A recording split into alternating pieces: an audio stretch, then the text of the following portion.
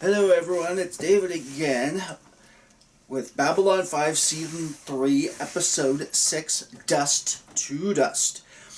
We start off and Sheridan is mediating a dispute between a shop owner and Night Watch. He put up a sign and Night Watch was having none of that, and he said at the very end, when Sheridan is chiding the Night Watch member of, you need to stop this, it's a violation of this man's freedom of speech, the guy turns around and says, aren't you late for a Bund meeting or something? And I had to look that one up, and it refers to the German-American Bund. Now, the guy who is in Night Watch is, of course, your stereotypical Aryan, blonde hair, blue eyes, angular features, and of course the night shop owner has typical Jewish features, rounded, full beard, a very slight accent. But anyway, talking about the German-American Bund, was created in 1936, and its goal was to create a favorable view of Nazi Germany, and that's what the shopkeeper was referring to. We zip in, and Michael Garibaldi calls Ivanova in. He's got a vid message from his favorite telepath.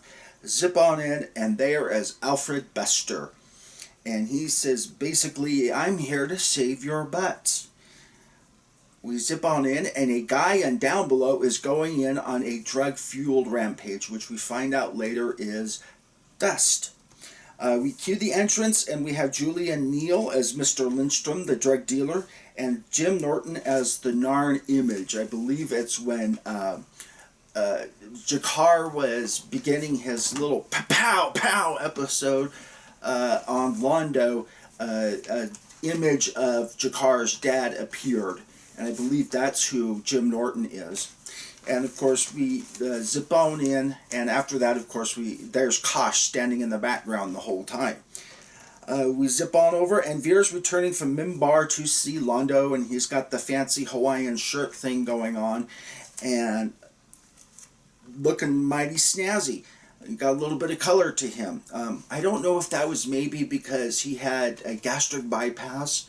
I think Stephen First, who plays Veer, had a couple gastric bypasses to lose weight and help control his diabetes. So, we zip on in, and Bester comes in, and he is confronted with Sheridan and the command staff, but a group of Mimbari telepaths is there to block Mr. Bester. So, we find out during their conversation that Talia's program that, gave her Eva Talia, was set up by his predecessors. So Bester claims, but you can never take Bester at his word. Anyways, Dr. Franklin ends up giving a sleeper to Alfred Bester. So he loses his psych talents for a few hours. So, kind of interesting here. Bester also quips as he's leaving, I'm here to save your butts. Next time, show a little gratitude. So I was referring to before, Alfred Bester can never take him at his word or at face value, and he's always got an ulterior motive to him. And we find out a little bit later that it was Psychor that developed Dust.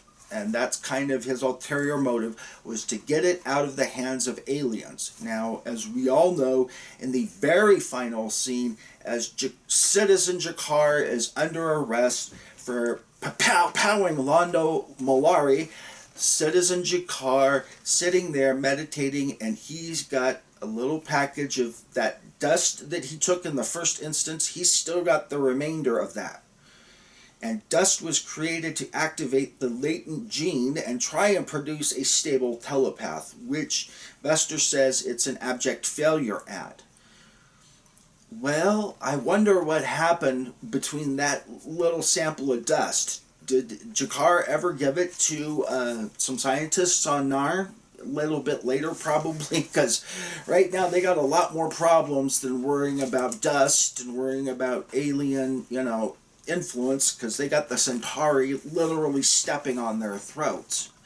But I've always wondered what happened to that sample, and also with the samples of DNA that Lita Alexander supposedly gave to the NARMs.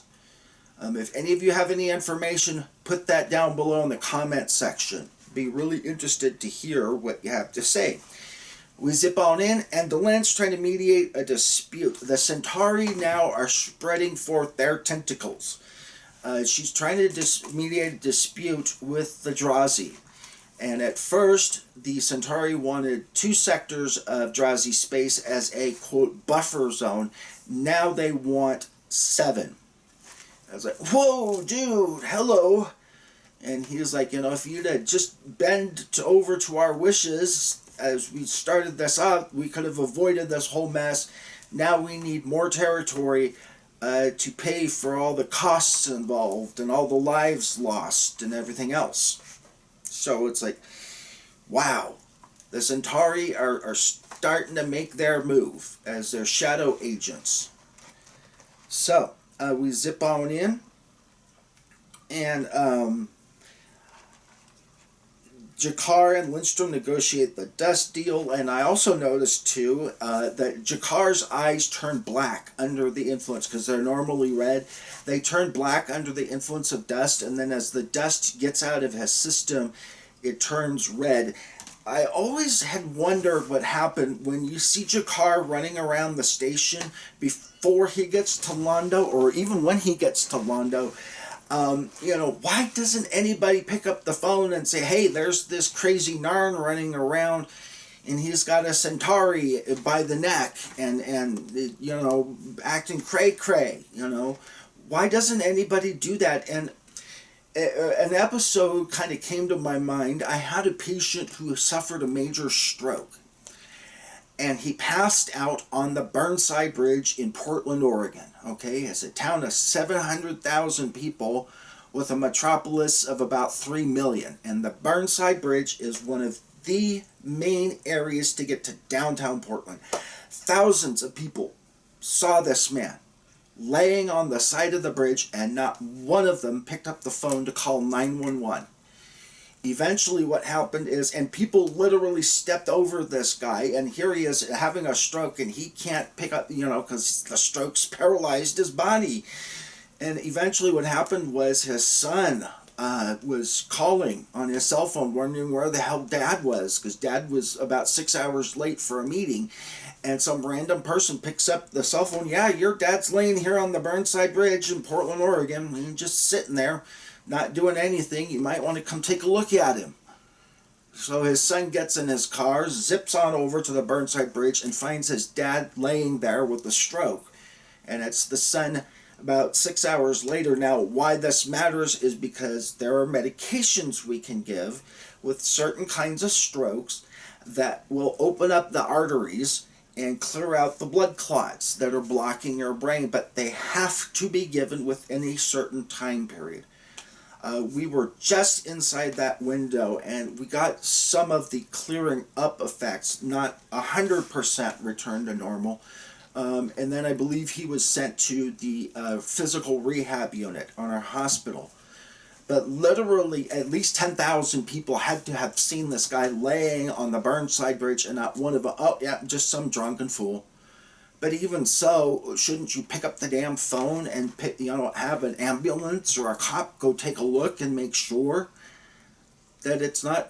But anyways, I digress. Here's G'Kar running around with the body of Londo Mollari, and not one person picks up the phone and calls 911. Hello, Mr. Garibaldi. Yeah, G'Kar's running around with the body of Londo.